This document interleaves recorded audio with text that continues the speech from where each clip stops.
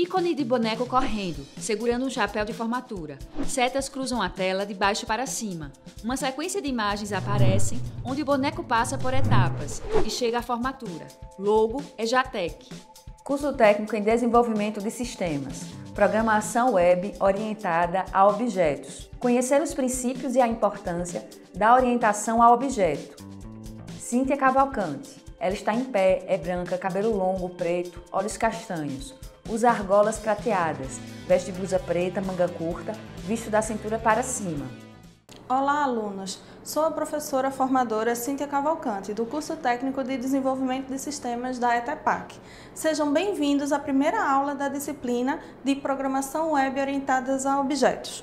Estarei com vocês na videoaula e no AVA, mediando conhecimento sobre alguns aspectos da programação web orientada a objetos. Atualmente existem diversos paradigmas de programação. Um desses paradigmas é a orientação a objetos. Nessa disciplina, nós vamos aprender a desenvolver algoritmos para a programação web que utilizam esses conceitos da orientação a objetos por meio da nossa linguagem de programação PHP. Neste material da aula 1, vamos conhecer os princípios e a importância da orientação a objetos. Vamos lá? Então, turma, quando falamos de desenvolvimento de software, temos que ter em mente o conceito de ciclo de vida de software. O ciclo de vida de software pode ser representado de diversas formas. Nós vamos utilizar o modelo em cascata para ilustrar as diversas fases que são envolvidas. Existem diversos outros modelos, como espiral, interativo incremental, entre outros. O modelo em cascata ele foi selecionado pelo fato dele ser muito simples, tradicional e bastante conhecido. Primeiramente, nós temos o levantamento ou a definição dos requisitos. O objetivo dessa fase é capturar as funcionalidades que os clientes ou os usuários desejam que o software possua. Essa fase ela é realizada entre o cliente ou o usuário e a equipe de desenvolvimento. O cliente é a pessoa que solicitou o desenvolvimento do software. O usuário é a pessoa que irá utilizar o software no seu dia a dia. Nessa fase, em geral, é desenvolvido um documento que é no formato textual, geralmente uma descrição narrativa do que o software irá fazer, ou seja, quais são as funcionalidades do software. Em seguida, nós temos a fase de projeto de sistema e projeto de software. É nessa fase onde são feitos muitos diagramas para representar as decisões de projeto que foram tomadas. Além disso, também são definidas várias características importantes do projeto, tais como a arquitetura que ele irá utilizar, poderia ser cliente-servidor, arquitetura web, desktop, mobile, o sistema operacional que o software irá executar, poderá ser no Linux, no Windows, no Mac, poderá ser em mais de um sistema operacional, a linguagem de programação no qual o software será desenvolvido, poderá ser em Java, C#, Python, enfim, existem diversos tipos de linguagem, entre muitos outros aspectos, são definidos na fase de projeto de sistemas e projeto de software. A próxima fase é a fase de implementação e testes de unidade.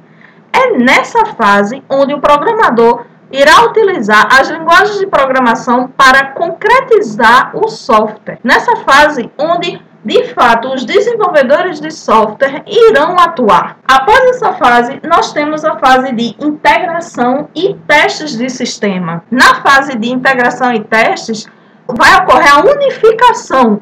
É quando diversas partes do sistema serão unificadas, integradas e todas elas juntas vão ser testadas. É onde os testadores irão atuar. Por último, nós temos a fase de operação e manutenção. Nessa fase é onde irá ser obtido o software que foi desenvolvido para ser instalado e utilizado no cliente. Agora que nós já aprendemos um pouquinho sobre cada uma das fases do ciclo de vida de software, vamos conhecer um pouco mais sobre a fase de implementação e testes de unidade? Nessa fase, como eu havia dito a vocês, é onde, de fato, o software será construído. Para que o software seja construído, o programador irá utilizar de alguma linguagem de programação para concretizar o software. Atualmente, existem diversas linguagens de programação que seguem diferentes tipos de paradigmas, que são modelos ou padrões, são abordagens diferentes de ver o sistema, de ver o mundo e obter a abstração do mundo para transformar isso num software. Como eu havia dito, existem diferentes paradigmas que podem ser utilizados. Por exemplo, paradigma da linguagem imperativa. O paradigma da linguagem imperativa consiste em uma sequência de comandos para o computador executar. Já o paradigma da linguagem estruturada dá ênfase ao uso de subrrotinas. É muito eficiente para a resolução de problemas simples e diretos. O paradigma orientado a objetos consiste em programas que são arquitetados usando o conceito de objetos, que possuem atributos e métodos, no qual os objetos também vão interagir entre si, representando entidades do mundo real. Já a programação orientada a aspecto permite aos desenvolvedores de software separar e organizar o código de acordo com a importância para o sistema. Como vocês viram, existem diversos paradigmas de programação. Porém, na nossa disciplina, nós vamos dar ênfase ao paradigma que é orientado a objetos. Turma, antes de aprendermos sobre o paradigma orientado a objetos, vamos primeiramente conhecer o paradigma da programação estruturada, para entendermos melhor a motivação do surgimento da orientação a objetos. A programação estruturada, ela segue um paradigma de programação com ênfase no uso de sequências de instruções, estruturas condicionais, estruturas de repetição, subrrotinas, que são funções, e estruturas em bloco. Esse paradigma utiliza-se do mecanismo de sequência lógica para se chegar a um objetivo final, pois são as operações elementares que um programa pode executar em seu nível mais básico, como operações aritméticas, de atribuição, operações de entrada e saída de dados, entre outros. Vocês podem ver pela imagem onde a gente tem uma sequência. Aqui nós temos um algoritmo, um pseudocódigo, melhor dizendo, onde nós temos primeiramente o algoritmo, declare, e nós teríamos um bloco de comandos, que poderiam ser operações aritméticas, comandos de entrada e saída, entre muitos outros, e o fim do algoritmo. Continuando, nós também temos mecanismos de decisão, ou mecanismos de desvio condicional, que compõem formas de selecionar quais são as operações ou fluxos que serão executados de acordo com as ocorrências lógicas do nosso algoritmo. Geralmente existe um fluxo principal na execução do programa, no qual as estruturas de seleção permitem desviar, utilizando alguma forma condicional, direcionando o algoritmo para algum outro fluxo. Aqui nós temos o nosso desvio condicional. Se essa condição for verdadeira, então esse comando 1, 2 e 3 serão executados. Se essa condição não for verdadeira, continua para a próxima instrução do nosso código. Já o mecanismo de interação possibilita que um bloco de comandos se repita várias e várias vezes durante a execução do nosso programa. Essas estruturas são conhecidas como laços, ou looping do inglês. Nós temos diversos mecanismos que utilizam de interação. Nós temos o enquanto essa determinada condição for verdadeira, faça comando 1, 2 e 3 será executado. Essa condição significa dizer que, enquanto a condição for verdadeira, o código continuará executando. Vocês observaram que a programação estruturada é o que podemos chamar de bastante pé duro. Ela é bastante aproximada de como o computador pensa, como o computador vai trabalhar, diferentemente da programação orientada a objetos, que dá ênfase a como o humano pensa. O paradigma orientado a objetos surgiu devido a vários fatores. Da esquerda para a direita, uma sequência de imagens. A primeira é de pessoas com semblante de reflexão, pensamentos. Em seguida, no centro, 3 ícones de alvo, relógio e o símbolo de reciclagem. E por último, ícone de dinheiro, like, aplauso e de boneco com máscara. Mas principalmente pela necessidade de uma maior otimização e reutilização do código desenvolvido para a construção dos softwares.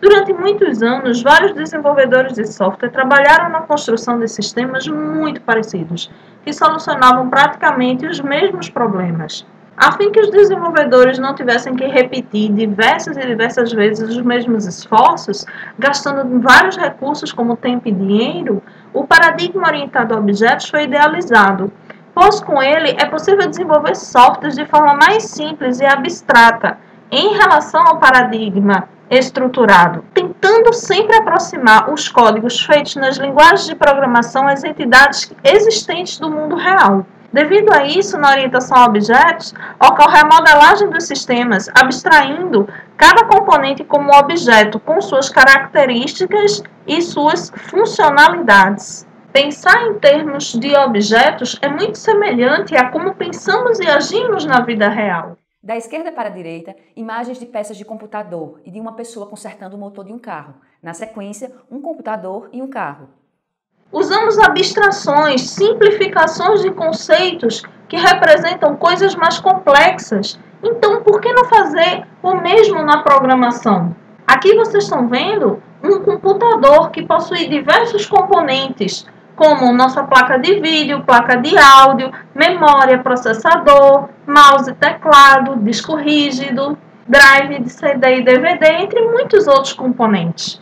Mesmo se aplica a um carro, ele possui diversos componentes nele. Porém, para que o usuário utilize esses equipamentos, ele não precisa conhecer todos esses detalhes. Ele pode abstrair e apenas utilizar o produto final, como o computador já fechado e o carro, onde só será utilizada as funcionalidades que lhe cabem. Então, se podemos fazer esse tipo de coisa com diversos produtos do nosso dia a dia, por que não podemos fazer o mesmo com a programação? Pensar em termos de objetos e abstrair diversos detalhes. Foi pensando assim que a programação orientada a objetos foi desenvolvida. Turma, a programação a objetos possui diversos conceitos. Na nossa aula da competência 1, nós vamos conhecer os principais conceitos da programação a objetos de forma bastante sucinta, pois ao longo das próximas competências nós vamos detalhar cada conceito desse com exemplos práticos e bastante didáticos. Primeiramente, uma classe.